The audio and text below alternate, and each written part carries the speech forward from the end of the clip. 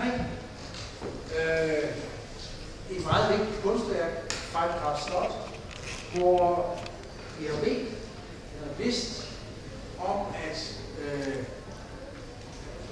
give baggrund og give sin version af de tråde, der strækker sig fra så barskt og kompliceret, men også overraskende værk som Kienholz' Fejlgræs Slot. Vi har lavet en bog om det, og det er slet ikke det, det skal handle om i aften. En af de ting, jeg gerne ville, det var at få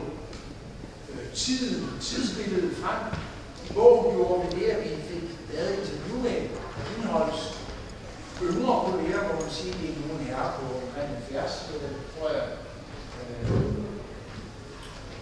Paul McCarthy, som også er en del af den samling, til at give et signalement af sit bud på Kienholz i den amerikanske kunsthistorie. Fordi Kienholz er en svær figur, fordi han også hopper ud af den amerikanske kunsthistorie, og kan man måske sige også bliver derefter holdt lidt ude.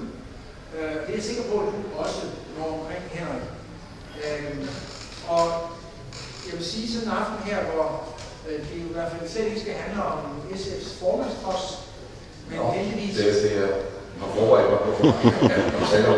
Men heldigvis, beklager jeg bare. Og i særdeleshed om kunst, så vil jeg sige, at Henrik dukker op i min radar, da jeg for mange år tilbage arbejdede på Aarhus Kunstmuseum som skribent, kultur og decideret kritiker på kunst. Siden da har Henrik lavet alt det fare og har nu en årrække udelukket virkelig som forfatter. Og generøst er det blevet muligt i en aftale mellem forfatteren og forlaget, at vi i aften kan tilbyde ikke bare bogen, der handler om 50'ernes bilgeneration, som i hvert fald Kienholz deler tid med, men især senere fra Sunset Boulevard og til en særlig pris, 199, som altså er kraftigt diskonteret. Man kan sige det på dansk. Det er 150 kroner.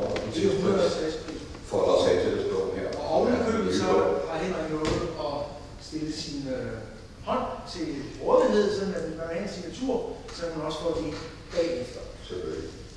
Tak for, at du kan komme og give et blik på det her område. Senere de næste 50 minutter. Tak for det.